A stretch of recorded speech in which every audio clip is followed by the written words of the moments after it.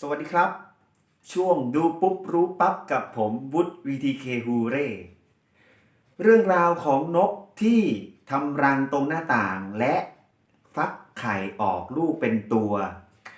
อาจจะธรรมดาสำหรับใครบางคนแต่ก็อาจเป็นเรื่องแปลกสำหรับใครอีกหลายๆคนนะครับถือว่าเรามาแลกเปลี่ยนประสบการณ์กันผมก็ไม่รู้ว่านกอะไรนะครับแต่ถ้าใครรู้ช่วยบอกผ่านทางคอมเมนต์ด้านล่างนี้ละกันเมื่อเดือนกันยายนที่ผ่านมานี้กับหน้าต่างบานนี้ผมได้แต่เก็บเป็นภาพนิ่งเอาไว้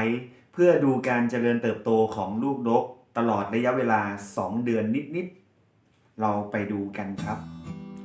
ดูกันลักษณะบริเวณบ้านผมก็จะค่อนข้างธรรมชาติแบบชาวบ้านนะ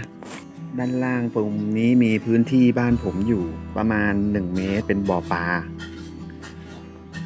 ด้านหลังก็จะเป็นต้นกล้วยได้ยินเสียงนกไหมเสียงไก่ก็มีนะนกมันทำรังตรงนี้นะครับตรงมุมนี้เราไปเริ่มดูกันเลยครับ